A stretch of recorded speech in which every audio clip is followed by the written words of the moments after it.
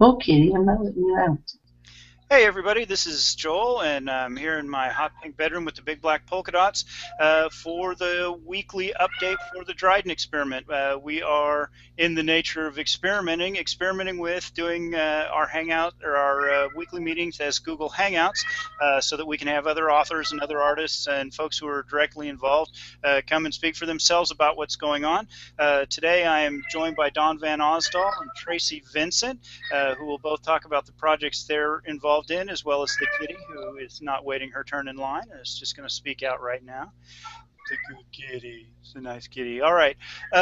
So the idea is that going forward, we want to be sure and really emphasize that intercommunication and that interconnectedness that makes Dryden possible, and that's absolutely about the media that make it possible. And so we feel like that Google Hangout is a good place to do that. So just kind of watch the author and artist page as we go forward for times and dates. We want to kind of move these around a little bit, mostly on weekends, so that we can make sure and have it be daylight for different folks. Right now it's the middle of the night in England, and so Gavin is not with us, and it's sometime in the morning in Australia, and we didn't pick up any of our folks in Australia.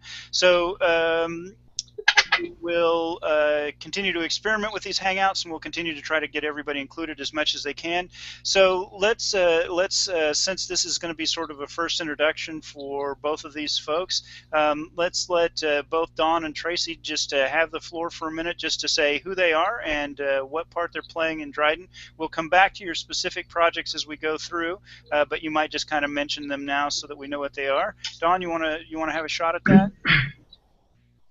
All right, I'm Don Van Osdal. I'm working on an animation for Dusk, and I'm working on a story for Rise of the European. Very good. And what is one exciting fact that we would all like to know about you, Don, and wouldn't probably be too shocked by? Oh, well, I live in the middle of nowhere, so In Idaho. yes. Awesome. Very good. So Don is joining us from Idaho. And I think, Don, the other thing that I would like folks to know about you, besides the fact that you're working on that animation, is you also run the Dryden fan page. So Yes. we have the author and artist page, and then we have the fan page, the two Facebook pages that we run. And Don actually runs the fan page, and we really appreciate that. And it is a nice place to find out what's going on in Dryden that I'm not worried about, because I worry about the author and artist page, and there's a lot going on out there that I lose touch with, and Dawn is a great place to go pick up the things that I'm missing, because I miss a lot. All right, thank you very much for being here, Dawn. Let's have a hello from Tracy. How are you, Tracy? Hello, my name's Tracy Vincent, and I'm from Kentucky. And right now, I'm pretty much the chief editor for Dryden Scarlet and Dryden Rose, which are two imprints from Dryden House. All right. And right now, I'm working on a book with the author Laura Conrad, and I'm working on a short story for the Rise of the European. All right, excellent. And Tracy, for those of you who don't know, also runs the Textual Love blog, which is a really fabulous blog. She does book reviews outside of Dryden. And writes really, really insightful reviews. Don't call her if you just want 5 stars, because that's not the way she works. But if you want a really good review of your book that's very thorough and very honest, go to Textual Love and get Tracy involved, because she's very good at what she does. All right, so I have a list, and I'm just going to kind of start at the top and work my way down. And as we hit the topics you guys are involved in, feel free to jump right in. And then before we're done, we'll kind of come back and make sure that we've talked about everything that you two are thinking about tonight. The first thing that I wanted to just mention is that we have gone back to the website. The link is going to be below. And what we're kind of doing with the website is it's set up like a blog, but it allows me to categorize things. So as I'm putting information up on the website, they're showing up as blog posts, of course, but you can sort them by category. So for example, if it's sort of random background information, I'm calling it information. I'm also putting a tag on there that indicates what era of the history it's from, so it'll say information and primer on it. So if you're looking for primer information, if it belongs to a particular story arc like Il Solitaire or something, I'm also putting those marks on there. So do start referring back to the website. The other thing that's going on the website right there is that we're starting project pages, and both Don and Tracy are part of our first experiment on that. And the idea behind a project page is that we put up a blog post that is an introduction to the topic, or an introduction to the project that we're working on, and sort of who the key players are and what the background information for it is. And then as we go forward, folks can post comments back and forth and exchange emails and get in touch with each other that way. And the idea is to kind of give those projects a life of their own. You guys absolutely own them and get to decide the shape and the structure and so on and so forth of those projects. And we wanted to make it as available to you as possible. I do have to apologize. I figured out about halfway through the week that I have to approve the comments. I was reading the comments and thought they looked great, but I got worried about the fact that none of you were communicating with each other, and I discovered that the problem was I was the only one seeing the comments. So, ta-da! All right, what a bright boy. Somebody should give him a cookie. All right. So there's the Google slap. The Google slap. This is the first Dryden designed web application. Is going to be called the Google slap, because I was trying to Google slap the hell out of Tracy and Gavin last week, and I couldn't get a hold of either one of them because they live hundreds and hundreds of miles from here. All right, so since we've introduced the idea of projects and projects being out there on the website, let's go right into the rise of the European. I'm going to talk about it for just a minute, and then I know both of you are working on stories, and I know that there's an interesting parallel between the stories, and I plan to interrupt you guys here in a few minutes to try to get back on track, because I think it's a really interesting topic, and I want you to wander off for a minute. But what we're working on is we're working on a project called Rise of the European. It's set in the year 2600, which is the very, very end of the primer, and in fact, the Rise of the European is the end of the primer. And what happens is that the single sentient life form that lives on the bottom of the ocean on Europa, which is one of the moons of Jupiter, decides that it's not going to be able to cohabitate with humans anymore. They're too destructive to the environment. And the interesting thing about the European is that it builds all organic creatures for itself. It builds things that it needs to eat. It builds other things to eat the things that it needs to eat, and so on and so forth. And so when it decides to get into a war with the humans, it starts building organic life forms and eventually even organic spaceships. And it's really the end of human control of the Sol system. And the way we're telling the story, that's as much of the story as I'm telling. And the rest of the story is coming entirely from short stories written by other folks working in the universe, some of whom we've worked with before and some of whom we haven't. Both Dawn and Tracy are working on stories about the Rise of the European, events that happen around the Rise of the European. Let's switch up. Hold on. Let's switch up and whoops, Tracy has had to go offline for a moment. Don, why don't we go ahead then and have you start with the short story that you're working on as part of the Rise of the European, sort of introduce us to the theme and to the plot that you're working on. All right. Mine is about a young girl that has basically keeps a pet as one of the creations of the European, and they have developed a rather unique form of communication between each other, and she convinces it, when it is called to be eaten by the European, she convinces it not to go. Okay. And the European launches an attack on her. So what you're saying is that the sort of straw that breaks the camel's back is when the humans start interacting with the Europeans' creatures, and the European is starting to lose control of them? That is one factor. Okay.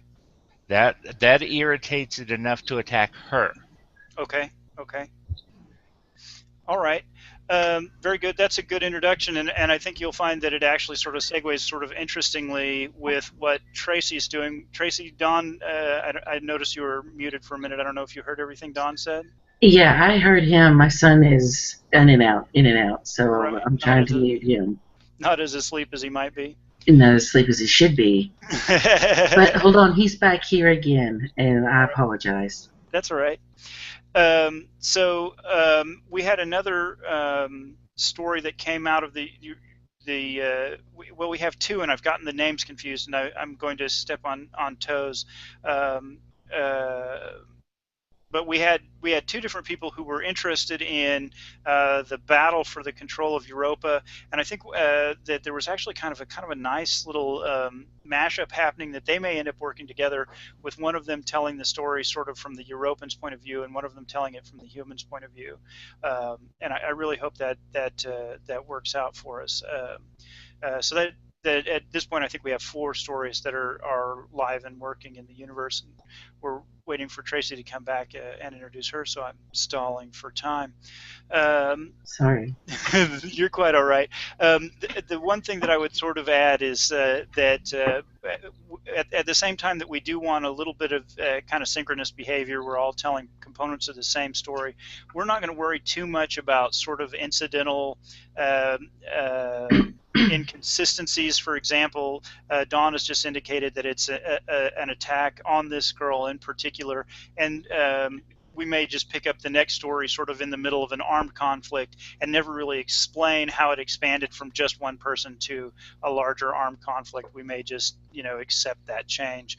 And the reason why I want to do that is because what I'm really interested in here is sort of growing our author base and growing our artist base, and giving people a nice environment to practice their skills in and develop in. And I don't want to get it hung up in, well, he said they have turbo lasers and she said they have photon lasers and blah, blah, blah, blah.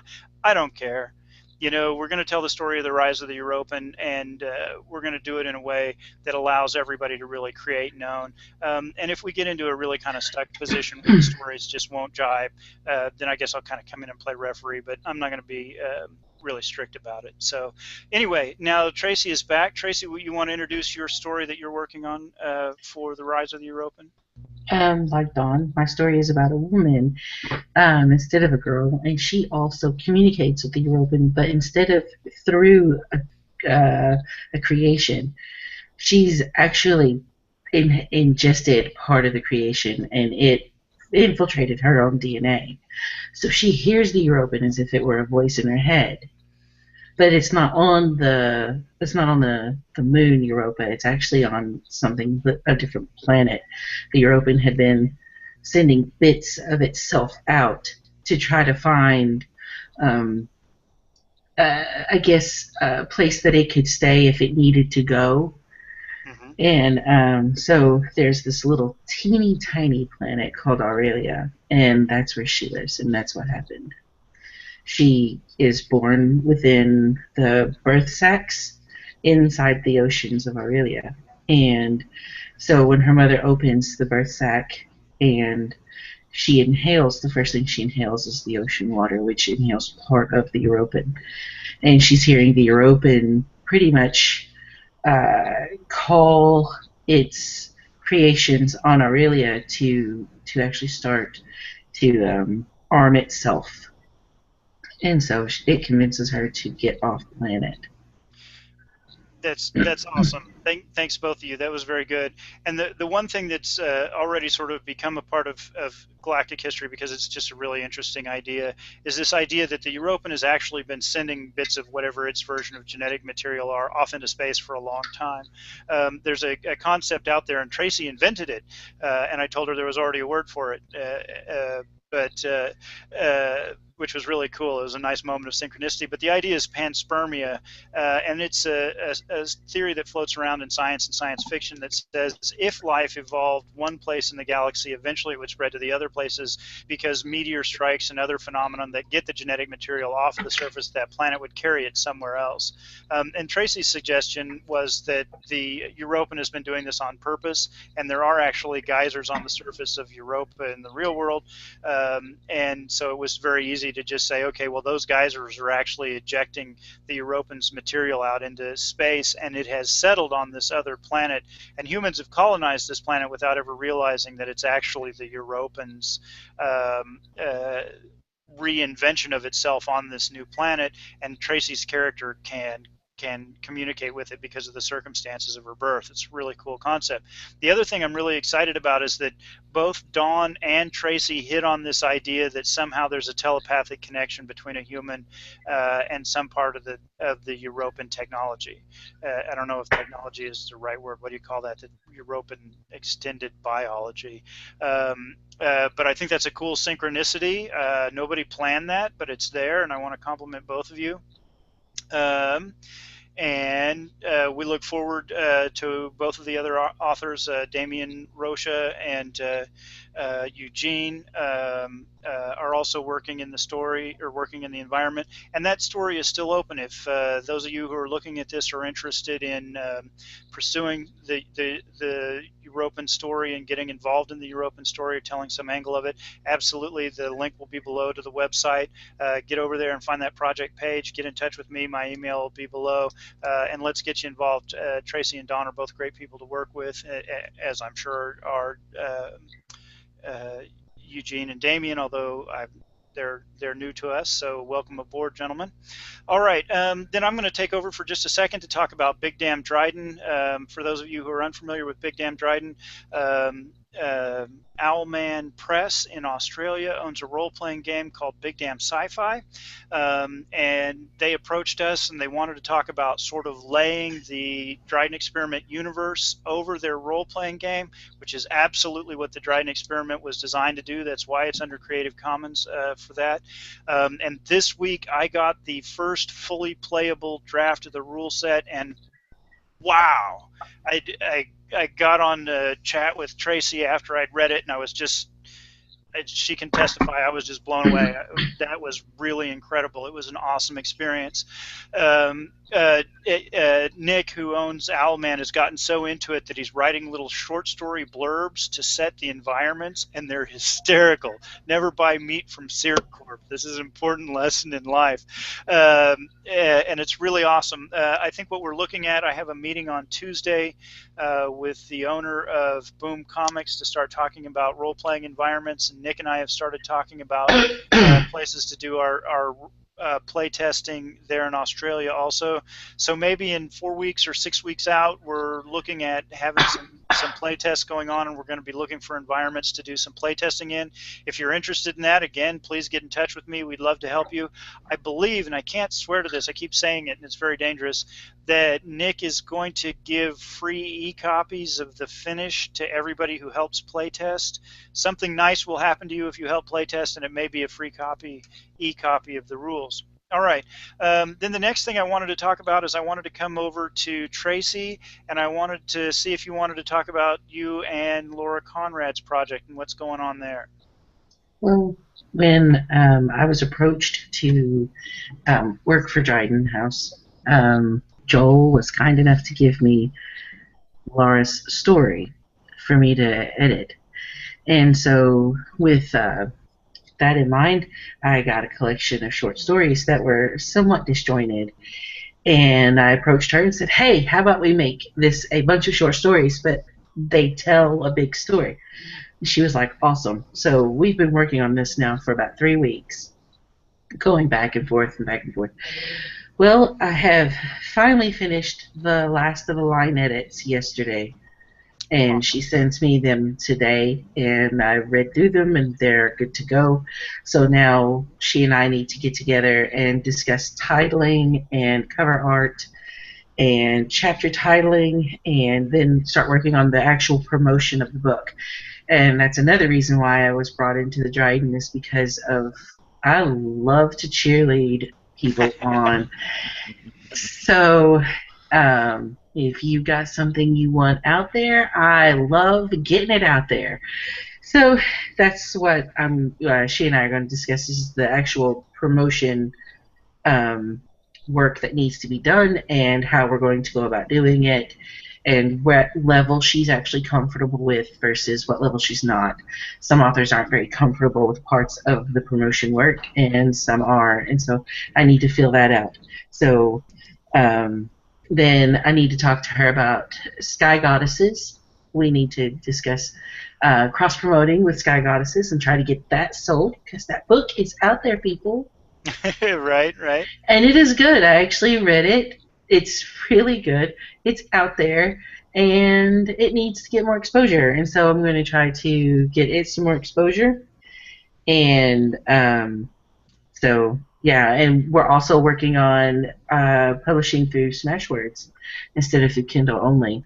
So if you have a Nook or an iPad, I guess iPad or however it goes through iBook, Kobo, all of it, Smashwords actually will distribute to them, and so that will help get us more exposure too.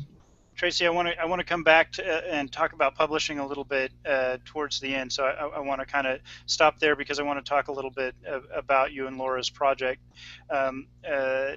specifically, and then the publishing a little bit in a minute. The story collection. For those of you who don't know Laura Conrad, you should. She's an absolutely fabulous author.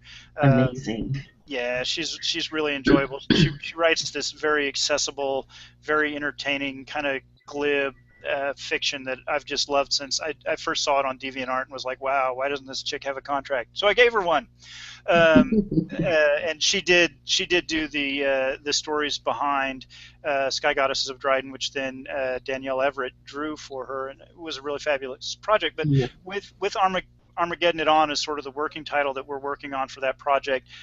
Tracy's really kind of taken it to the next level with her editing. I had just bought another short story collection from Laura, and Tracy said, no, we can do more. And so we are. But I wanted to sort of introduce two things. Number one, the cover art that we have was actually drawn by our own Don Van Osdal. We don't have it formatted yet. It's still just an image, so we haven't shown it around, but that is actually Don's work that's going to end up on the cover of that book. That will be in a cover reveal as part of the promotion. So we Woo! don't leak it until it's ready. That's right. We could show you, but we have awesome and top secret things that we're doing with it in the meantime, and so we can't. And the other thing that I wanted to mention is that we set that story collection very, very early in the future. It's just a century or so in the future. Those of you who are familiar with our timeline, there's a series of resource wars that were described very sort of vaguely. And what we went back and did was we called one of those the Extermination War, so that we could have the environment that Laura's stories needed. And that's very, very typical of the way we work. We like to kind of sketch things in. We feel like this belongs here, and we feel like that belongs there. And then when we actually get something, we go, oh, yeah, that definitely fits there. Or, no, we want to change the whole world.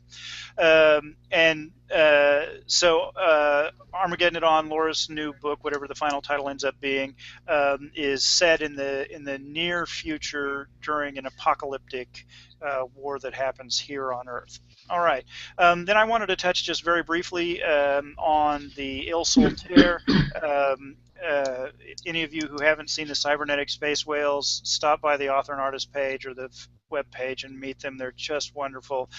They were designed by Charlotte Garnier, who is a Canadian artist, who's again another one that I'm just a huge fan of. And I sort of bumped into Charlotte on accident on Facebook. I hadn't talked to her in like a year, and there's new work now being done on Il Solitaire. She started talking to Gavin Revitt about it, and Gavin is doing an image from Lake Vostok, which is where the Il Solitaire started, and Charlotte's working on some new work with the space whales themselves. That's a fantastic environment. Please, everybody, go read that, enjoy it, build something in it. Dawn has done some artwork with the Il Solitaire. It's just wonderful. We have a new author. Tracy, you want to say hello to our new author, our potential new author we hope will be joining us? Her name is Kitty Sarkozy. Okay. She's from Atlanta, and she writes some really good fiction. I read some of it from on her site, and I'm really excited. She writes horror and science fiction and romance, and has never combined them. And so she's pretty excited, and I'm excited to talk with her. And so I'm really hoping that we get a working relationship. Yeah, I'm pretty excited. Well, and I just wanted to say, just take a minute to also say hi to Kitty. Kitty, we're a real community. We we work together. We like to take care of folks and get to know folks, and I encourage you to give us a try and see if you enjoy working with us. We're going to talk some things that I think will be relevant to you about promotion and publishing at the very end of this video. But it was very nice to talk to you this week, and I know that Tracy continues to talk to you, and we hope that you will choose to join us. All right, I wanted to talk, Don, I'm almost back to you on the list. I got an introduction to the Dusky Lady coming up here in just a minute. I wanted to just very briefly touch on the question of the sail logo. Gavin designed that wonderful D sort of sweeping, it looks almost like a sail on a boat logo.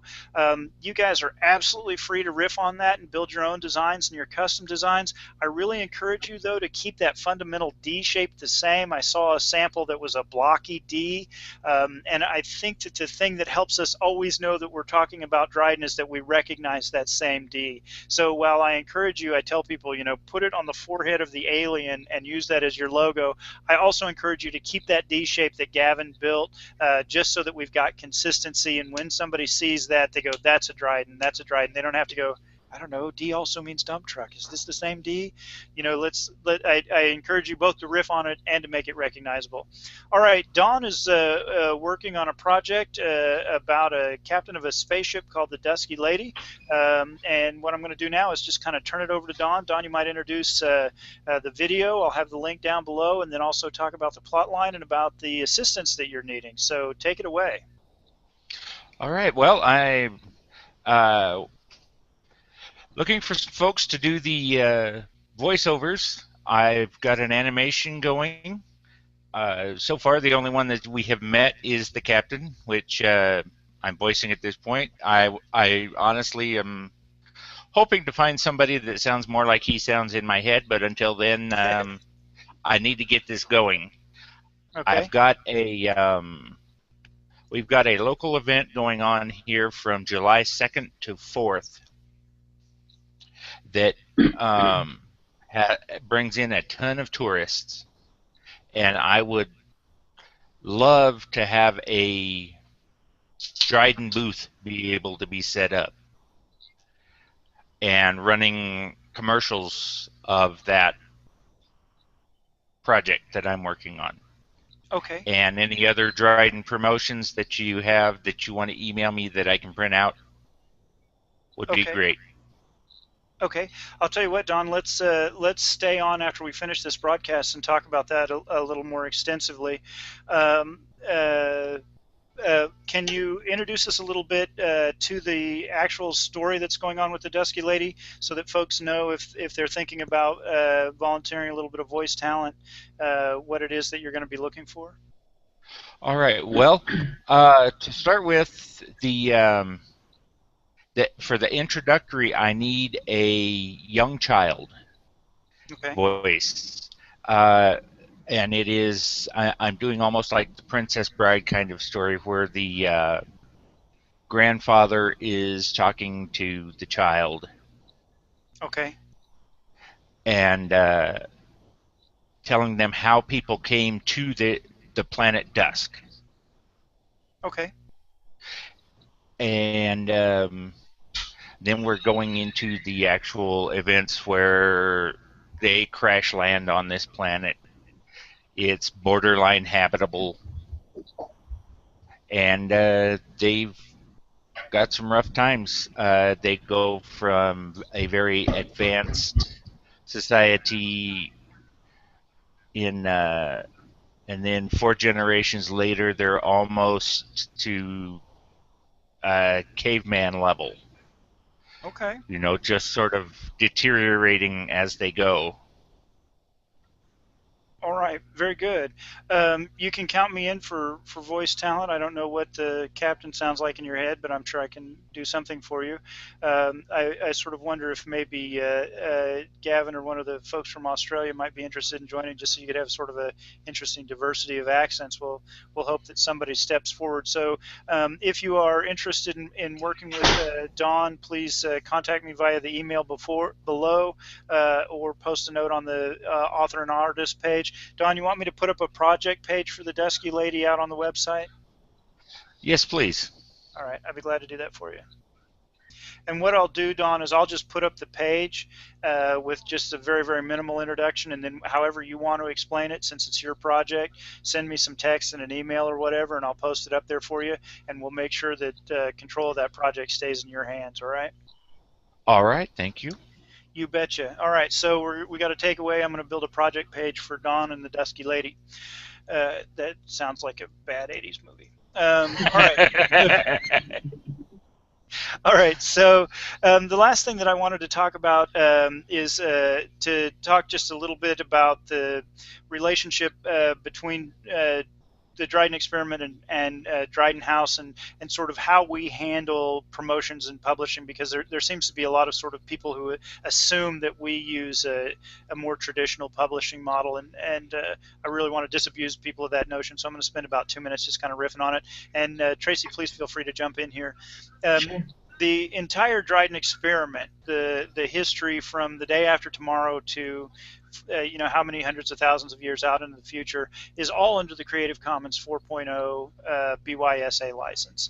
And what that tells us is that anybody's free to come in and use it however they want. And really the only thing that they have to do two things. One, they have to credit the Dryden experiment. They need to credit the actual person when they can who did the initial work, but that gets fuzzy after a couple iterations. So they credit who you can when you can, and then just credit Dryden for the rest. And they need to put everything that they create under the BYSA license as well, so that our universe grows every time a new person participates. And we get this really giant, you guys can sense from this conversation that we have a really big universe that we're playing with at this point, and it's growing day by day. Greta got an entire new empire off in the M26 galactic cluster the other day, so several thousand stars. It just appeared in the future. Anyway, and that's really awesome. But then the other thing that is possible because we do that is that you are not obligated to publish with anybody that we've ever heard of. If you are a publisher, if you have a publishing house that you like to work with, if you like to self-publish, you're absolutely free to do so. A good example of that is Nick there at Owlman Press is doing his own thing, knows what he wants to do. Doesn't want to do a print version, wants to do an electronic version. So I'm going to do the print version. But he's totally free to do that. He's honoring our license. He's put it all under the BYSA as is required. All the environments and everything, I guess the game rules are his, but all the environments and all the things he's obligated to. And then he's free to publish, and you're free to do the exact same thing. Don goes out there and starts posting his videos on YouTube, animation set in the Dryden experiment, and that's totally awesome. He's doing the right thing to do that. He doesn't need to work with us. And what we've done to try to preserve that is we're working to put Dryden experiment, the universe, under the protection of a not-for-profit. And that's going slowly because I'm the person doing it and I'm very busy.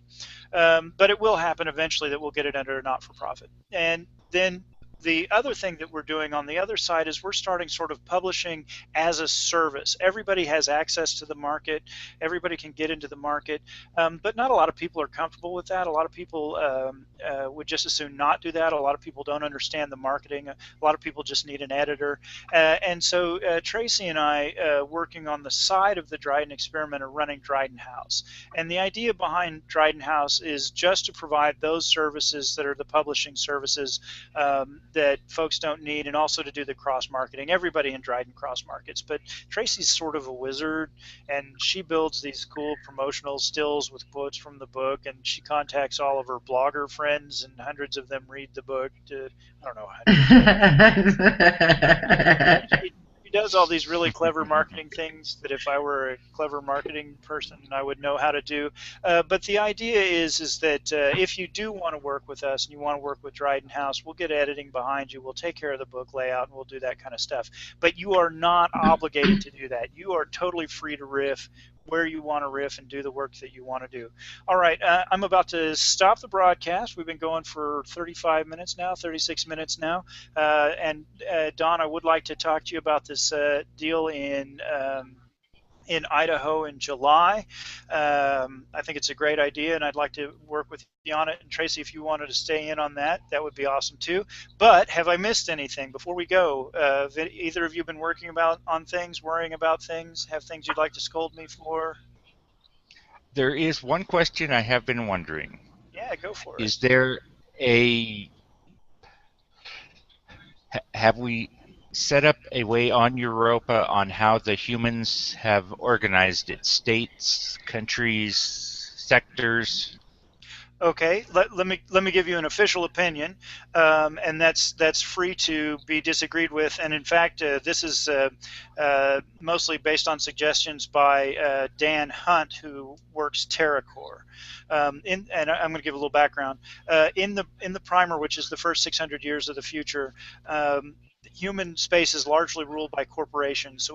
Conventional governments give way to these big multi-planet corporations as we go forward, and absolutely Sol, being where we started from, is in the control of one of those corporations, and that's TerraCore. And Dan Hunt has done some fabulous work on TerraCore. It's out on the project page for Rise of the Europa, and as a matter of fact, it needs to have its own project page.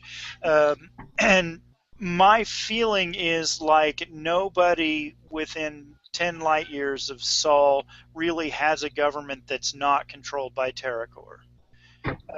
Now, Dan's suggestion is that you've got a local police force probably on planet, and then if there's a serious problem, the TerraCore military will be brought in, and of course they have the Geist Marines, who are the baddest Marines in the land.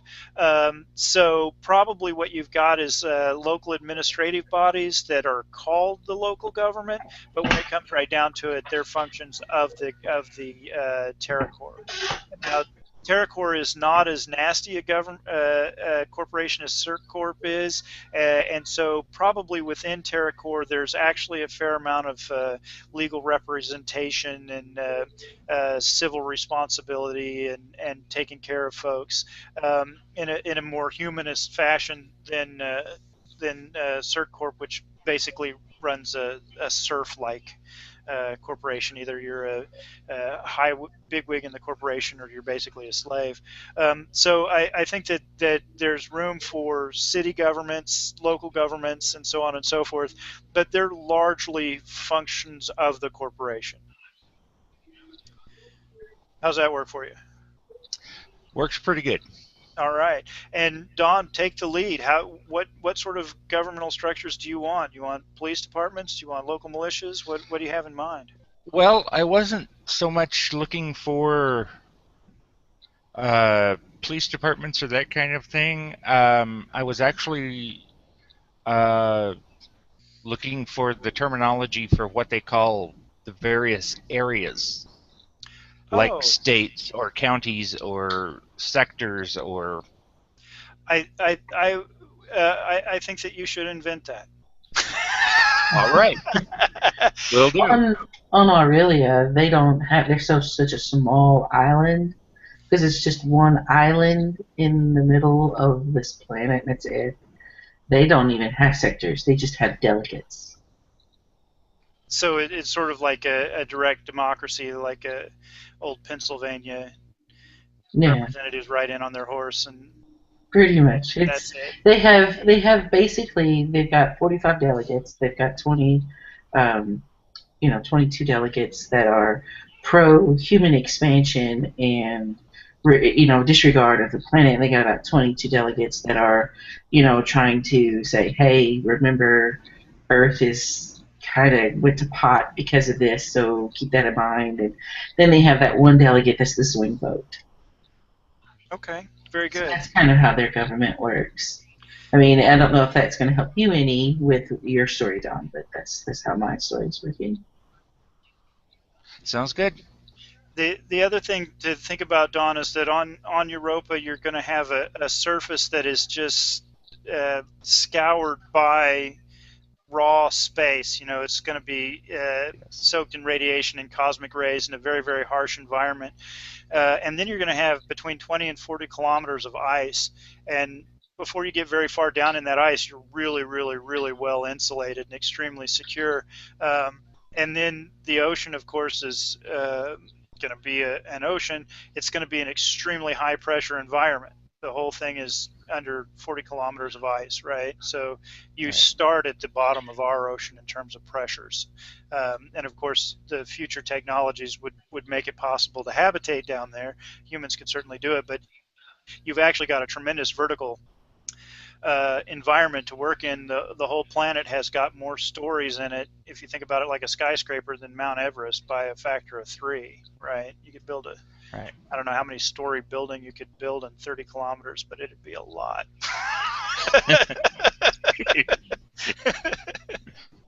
More than I'd want to take the stairs.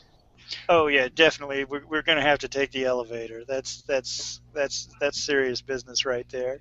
Yeah, and you could have, and this is just riffing, but you could have caverns that were a mile deep that humans had cut. You could build an entire city in there, freestanding by melting the ice and building your city in the space that you'd created from the melted ice. I mean, it's a fantastic opportunity to really evolve an interesting environment.